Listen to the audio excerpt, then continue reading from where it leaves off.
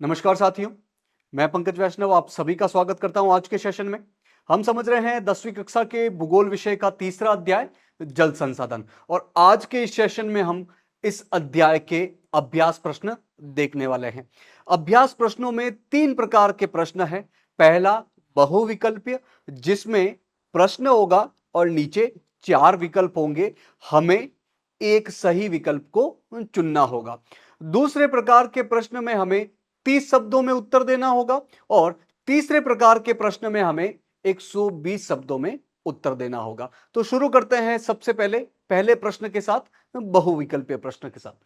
बहुविकल्पीय प्रश्न में पहला प्रश्न है, नीचे दी गई सूचना के आधार पर स्थितियों को जल की कमी से प्रभावित या जल की कमी से अप्रभावित में वर्गीकृत कीजिए। नीचे 4 कंडीशन दी हुई है, 4 स्थितियां दी हुई है। हमें बताना है कि कौन सी स्थिति जल की कमी से प्रभावित होगी और कौन सी स्थिति जल की कमी से अप्रभावित होगी।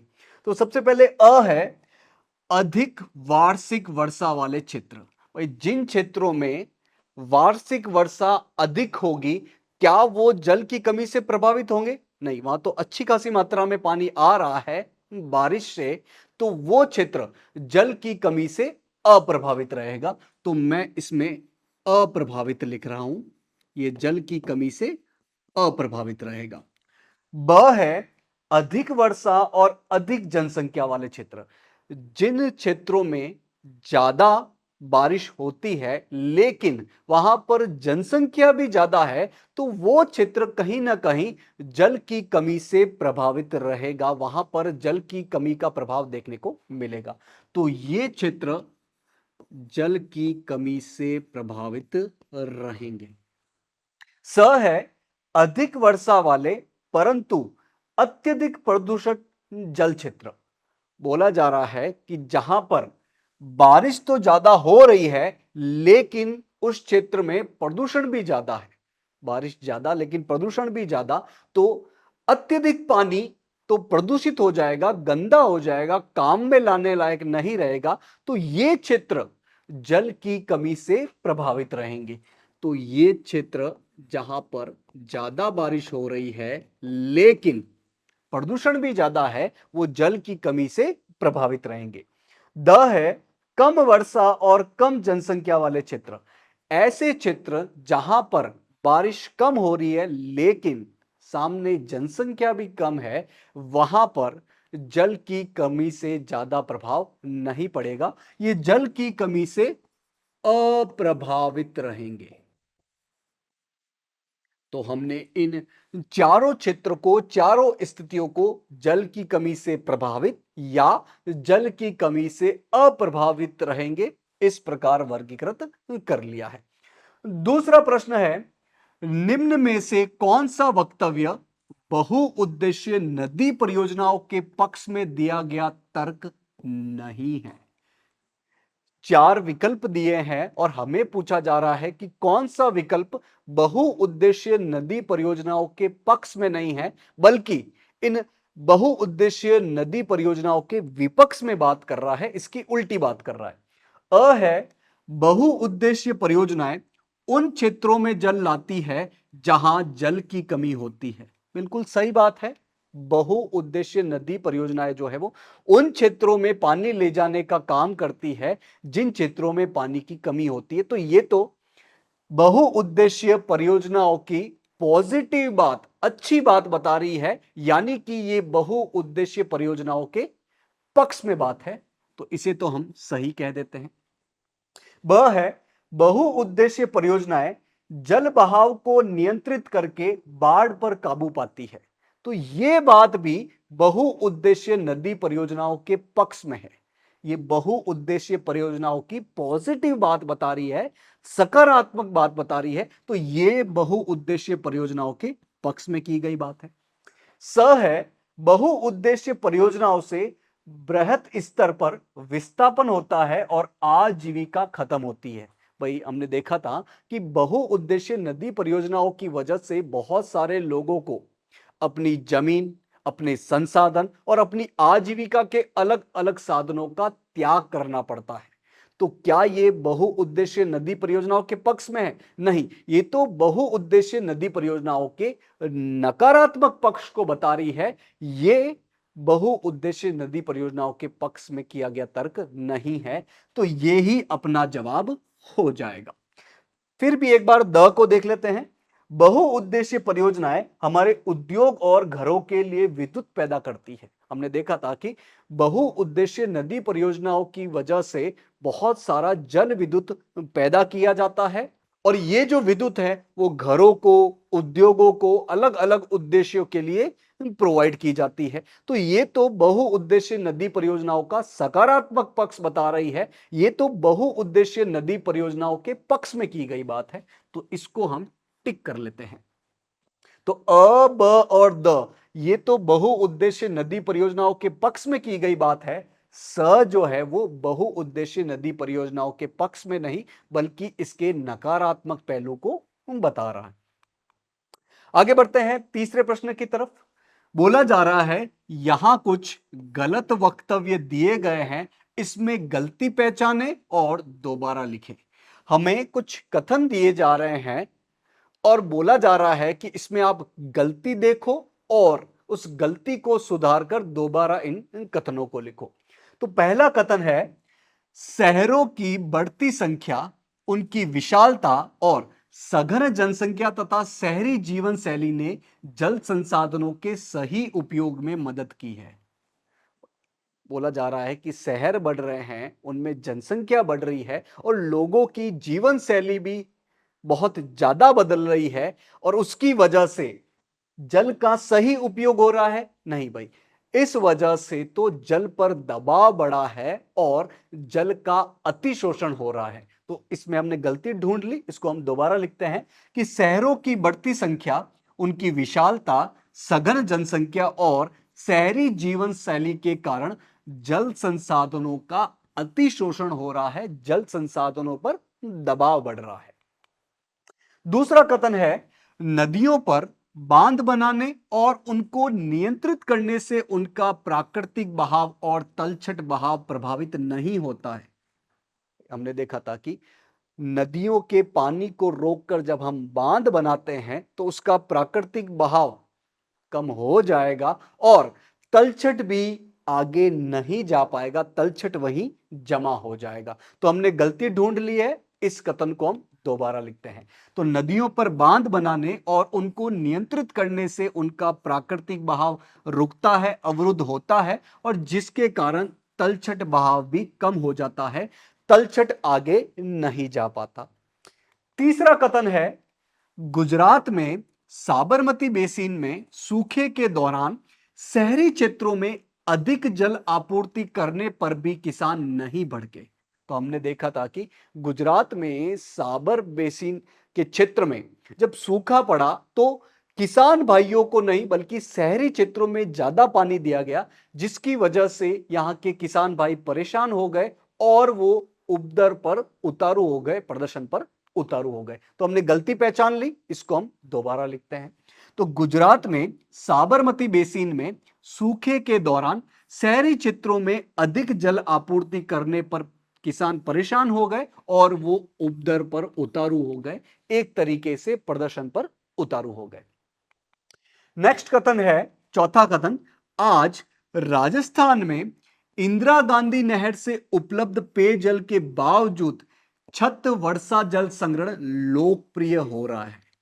हमने देखा था कि राजस्थान में छत वर्षा जल संग्रहण के लिए टाका नामक पद्धति बनाई जाती थी, लेकिन आज के समय में, वर्तमान समय में इंदिरा गांधी नहर द्वारा जल आपूर्ति किए जाने की वजह से धीरे धीरे टाका नामक पुरानी जल को संग्रहण करने की रीति धीरे धीरे अपनी लोकप्रियता खोती जा रही है। तो हमने गलती पकड़ ली, इसको एक बार हम दोबारा लिख लेते हैं। तो आज राजस्थान में इंदिरा गांधी नहर से उपलब्ध पेयजल के कारण छत वर्षा जल संग्रहण की लोकप्रियता कम होती जा रही है, न कि बरकरार रखी हुई है। तो हमने इन चारों कथनों में गलती पहचानी और सही करके हमने दोबारा लिख दिया है। आगे बढ़ते हैं दूसरे प्रकार के प्रश्न की तरफ, जिसमें हमें 30 शब्दों में उत्तर लिखना है। इसमें पहला प्रश्न है, व्याख्या करें कि जल किस प्रकार नवीकरण योग्य संसाधन है। प्रश्न पूछ रहा है कि हमें बताना है कि जल किस प्रकार एक नवीकरणीय संसाधन है। तो हमने देखा था कि जल मुख्य रूप से, जो अलवणीय जल है वो मुख्य रूप से हमें सतही अपवाह और भौम जल से प्राप्त होता है। और ये जो पानी है, ये जो जल है, वो जलीय चक्र में घूमता रहता है। मतलब समुद्र का पानी, नदियों का पानी, तालाबों, झीलों का पानी सूर्य की उष्मा की वजह से वाष्पोत्सर्जित होकर वायुमंडल में जाता है। वहां पर बादल बनते हैं। बादल हवा के माध्यम से एक जगह से दूसरी जगह पर जाते हैं और वहां पर बारिश कर देते हैं। बारिश का ये पानी वापस धरातल पर आ जाता है और फिर ये नदियों, झीलों, झरनों, तालाबों और अंततः समुद्र में चला जाता है और दोबारा ये प्रक्रिया चालू हो जाती है। तो इस जल चक्र के माध्यम से यह सुनिश्चित होता है कि जल एक नवीकरणीय संसाधन है। तो जल हमें सतही अपवाह और भौमजल स्रोत से मुख्य रूप से प्राप्त होता है और ये जल चक्र के माध्यम से लगातार नवीकरणीय होता रहता है। इसका पुनर्भरण दोबारा सुनिश्चित होता है मुख्य रूप से जलीय चक्र के माध्यम से। तो जल का लगातार नवीकरण और पुनर्भरण प्राकृतिक रूप से जलीय चक्र द्वारा होता है, हम समझ गए हैं। सारा जल जलीय चक्र में गतिशील रहता है जिससे कि जल का नवीकरण सुनिश्चित होता है। दूसरा प्रश्न अपने सामने है, जल दुर्लभता क्या है और इसके मुख्य कारण क्या है। पूछा जा रहा है कि जल दुर्लभता किसे कहते हैं और इसके मुख्य कारण क्या है। जल दुर्लभता का मतलब क्या होता है? जल दुर्लभता मतलब हमें अपनी आधारभूत आवश्यकता की पूर्ति के लिए भी पानी उपलब्ध नहीं हो पा रहा है। और इसके मुख्य कारण क्या है? सबसे बड़ा कारण है बढ़ती जनसंख्या और प्रति व्यक्ति बढ़ती जल की मांग।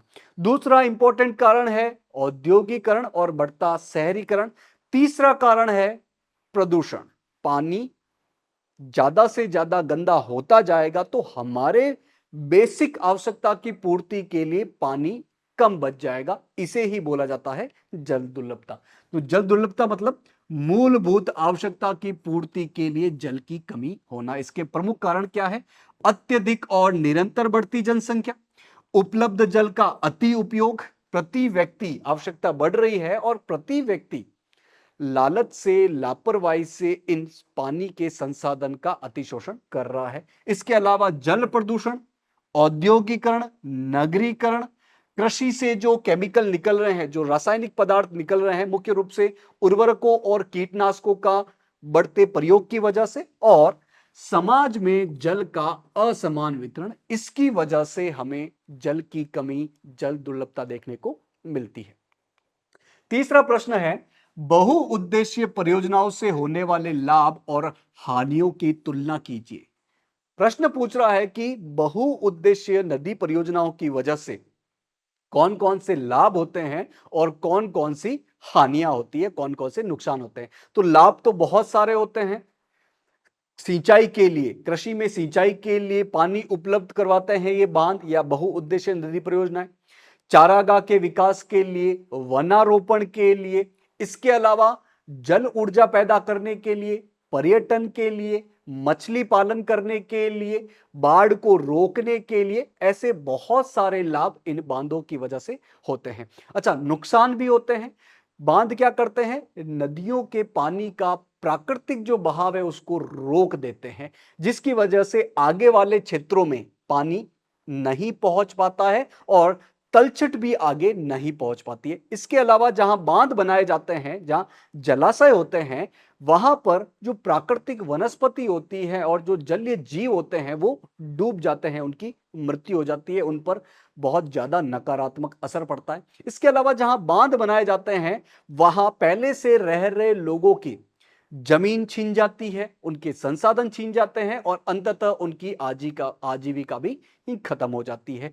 तो बांधों के बहुत सारे लाभ भी है लेकिन साथ ही इनके कई नुकसान भी है। तो एक एक करके लाभ को देखते हैं, फिर हानि को देखते हैं। लाभ, बिजली उत्पादन में बढ़ोतरी होती है, विद्युत ऊर्जा बहुत ज्यादा उत्पादित होती है। बाढ़ नियंत्रण में सहायक है, मछली पालन में सहायक है, पर्यटन को बढ़ावा मिलता है, सिंचाई के लिए पानी उपलब्ध होता है, उद्योगों के लिए, घरेलू उपयोग के लिए, इन सब चीजों में इस बांध द्वारा रोका गया पानी उपयोग में लाया जाता है। और हानियां क्या है? ये नदियों के बहाव को रोक देते हैं, इस नदियों का जो प्राकृतिक बहाव होता है उसको रोक देते हैं, जिसकी वजह से स्थानीय वनस्पतियां और जीवों को बड़ा नुकसान होता है। इसके अलावा जो स्थानीय लोग हैं उनको अपनी जमीन, आजीविका और संसाधनों का त्याग करना पड़ता है। साथ ही बांधों के जलाशयों में रुके पानी के कारण जल प्रदूषण भी होता है। तो लाभ भी है, हानियां भी है। आगे बढ़ते हैं तीसरे प्रकार के प्रश्नों की तरफ, जिसमें हमें 120 शब्दों में उत्तर देना है। तो पहला प्रश्न है, राजस्थान के अर्ध शुष्क क्षेत्रों में वर्षा जल संग्रहण किस प्रकार किया जाता है, व्याख्या कीजिए। प्रश्न पूछ रहा है कि राजस्थान के जो अर्ध शुष्क क्षेत्र है वहां पर बारिश के पानी को किस प्रकार संग्रहित किया जाता है। तो हमने देखा था कि राजस्थान के शुष्क और अर्ध शुष्क क्षेत्र मुख्य रूप से बीकानेर, बाड़मेर, फलौदी, इन क्षेत्रों में भूमिगत टैंक बनाए जाते हैं, जमीन के नीचे टैंक बनाए जाते हैं जिनको टांका कहा जाता है। इन टांकों में वर्षा के जल को इकट्ठा किया जाता है। वर्षा का जल जब छत पर पड़ता है या आंगन पे पड़ता है तो छत और आंगन को पाइप के माध्यम से इन टांकों से जोड़ा जाता है और पानी, वर्षा के जल को इकट्ठा किया जाता है। हाँ, पहली बारिश का उपयोग जो है वो छतों, आंगन और पाइप को धोने में इस्तेमाल किया जाता है और उसके बाद होने वाली बारिश को इन टांकों में इकट्ठा किया जाता है। टांके इतने बड़े होते हैं कि इसमें जो वर्षा का जल इकट्ठा होता है वो लगभग अगली बारिश तक चलता है और मुख्य रूप से बीच में आने वाली ग्रीष्म ऋतु में ये पीने के काम में बड़ी मात्रा में लिया जाता है। इन टांकों के पास में कुछ कमरे भी बनाए जाते हैं ताकि ये कमरे ग्रीष्म ऋतु में ठंडे रह सके और इनका उपयोग रहने के लिए किया जा सके। तो राजस्थान के अर्ध शुष्क क्षेत्र मुख्य रूप से बीकानेर, फलौदी, बाड़मेर आदि में पीने के पानी को इकट्ठा करने के लिए भूमिगत टैंक, जिन्हें टांका कहा जाता है, उसका प्रयोग किया जाता है। टांका जो है वो सुविकसित छत वर्षा जल संग्रहण तंत्र का एक अभिन्न हिस्सा होता है, जिसे मुख्य घर, आंगन में बनाया जाता है। ये घरों की ढलवा छतों से पाइप द्वारा जुड़े होते हैं। छतें जो होती है वो ढलान नुमा होती है ताकि पानी एक दिशा से दूसरी दिशा में आराम से बह सके, जहां पर पाइप लगाकर इस पानी को टांके तक पहुंचाया जाता है। छत से वर्षा का पानी इन नालों से होकर भूमिगत टांका तक पहुंचता है और जहां पर इसे फिर एकत्रित किया जाता है। टांके में वर्षा के जल को फिर इकट्ठा किया जाता है। वर्षा का जो पहला पानी है वो मुख्य रूप से छतों को धोने के लिए, छतों को साफ करने के लिए और इन पाइपों को साफ करने के लिए किया जाता है। उस पानी को इकट्ठा नहीं किया जाता है, उसके बाद होने वाली बारिश के पानी को इकट्ठा किया जाता है। टांका में वर्षा जल अगली वर्षा ऋतु तक संग्रहित किया जाता है। टांके एक कमरे के आकार के होते हैं जिसमें इतना पानी आ जाता है कि अगली वर्षा ऋतु तक इसके पानी को उपयोग में लाया जा सकता है। और ग्रीष्म ऋतु में जब पानी की बहुत ज्यादा कमी हो जाती है तब तो इस टांके का उपयोग बहुत ज्यादा बढ़ जाता है। टांका भूमिगत कमरों को ठंडा रखने में भी सहायता करता है, जिससे ग्रीष्म ऋतु में गर्मी में राहत मिलती है। तो इस टांकों के पास में कुछ भूमिगत कमरे भी बनाए जाते हैं जो कि विशेष तौर पर गर्मियों में गर्मी से निजात दिलाते हैं। दूसरा प्रश्न है, परंपरागत वर्षा जल संग्रहण की पद्धतियों को आधुनिक काल में अपनाकर जल संरक्षण एवं भंडारण किस प्रकार किया जा रहा है। प्रश्न बोल रहा है कि परंपरागत विधियां जिसमें हम वर्षा के जल को इकट्ठा किया करते थे उसको अपनाकर आज की तारीख में हम जल संरक्षण कैसे कर रहे हैं।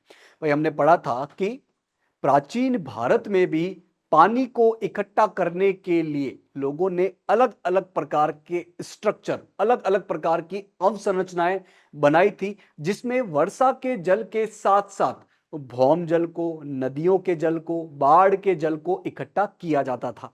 प्राचीन लोगों को मिट्टी का बहुत अच्छा नॉलेज था, आसपास की परिस्थिति का बहुत ज्यादा नॉलेज था और वो अपनी आवश्यकता के अनुसार, परिस्थिति के अनुसार अलग अलग ढांचे बनाते थे जिसमें वो पानी को इकट्ठा किया करते थे। तो इसी से प्रेरित होकर वर्तमान में भी वर्षा के जल को इकट्ठा करने के लिए अलग अलग तकनीक बनाई गई है और इन तकनीक का बड़े तौर पर इस्तेमाल किया जा रहा है। जैसे कि राजस्थान के जो शुष्क और अर्ध शुष्क क्षेत्र है वहां पर टांके बनाए जाते हैं और इन टांकों में वर्षा के जल को इकट्ठा किया जाता है। छत पर जो बारिश का पानी गिरता है, आंगन में जो बारिश का पानी गिरता है, उस पानी को पाइप के माध्यम से इन टांकों में इकट्ठा किया जाता है। इसके अलावा कर्नाटक के मैसूर जिले में एक गांव है जहां पर ग्रामीण लोगों ने लगभग हर छत पर ऐसे ढांचे बना रखे हैं जिसमें वर्षा के जल को इकट्ठा किया जाता है।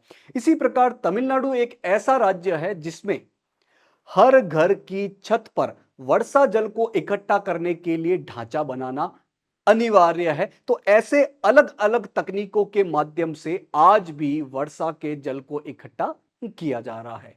तो वर्षा जल संग्रहण पद्धति वर्षा के जल को पीने के लिए एकत्रित करने की एक विधि है।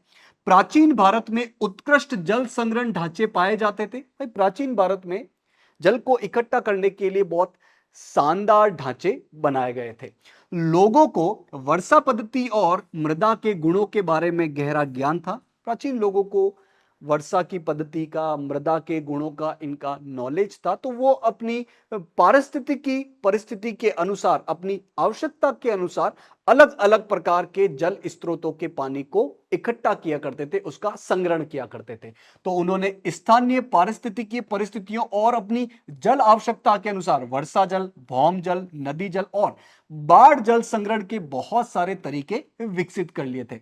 आधुनिक काल में भी भारत के कई क्षेत्रों में, कई राज्यों में इन परंपरागत विधियों को अपनाकर जल संरक्षण किया जा रहा है। जैसे कि हमने देखा राजस्थान के बहुत से घरों में छत वर्षा जल संग्रहण के लिए भूमिगत टांकों का निर्माण किया जाता है। इसी प्रकार कर्नाटक के मैसूर जिले में हमने देखा कि एक गांव है जहां पर ग्रामीणों ने जल आवश्यकता की पूर्ति हेतु अपने घरों में वर्षा जल संग्रहण की व्यवस्था की हुई है। तमिलनाडु देश का एकमात्र राज्य है जहां पर पूरे राज्य में हर घर की छत पर वर्षा जल को इकट्ठा करने के लिए ढांचा बनाना अनिवार्य है। तो ज्यादा आबादी वाले नगरों में जहां पर पीने योग्य पानी की कमी होती है, वहां पर यह पद्धति अपनाकर जल की कमी को कम किया जा सकता है। तो हम परंपरागत जल संरक्षण की विधियों को अपनाकर वर्तमान में भी बड़े स्तर पर जल को संरक्षित करने की कोशिश कर रहे हैं। हां, इस कोशिश को और तेजी से और मजबूती से बढ़ाए जाने की जरूरत है। तो आज के सेशन में हमने जल संसाधन तीसरा अध्याय इसके अभ्यास प्रश्न देखे हैं। आपको करना क्या है, इन प्रश्नों का रिवीजन करना है, पढ़ाई करते रहना है। आशा है आज जो भी हमने पढ़ा है आपको अच्छे से समझ में आया होगा। आज के इस सेशन से जुड़ने के लिए आप सभी का बहुत बहुत धन्यवाद।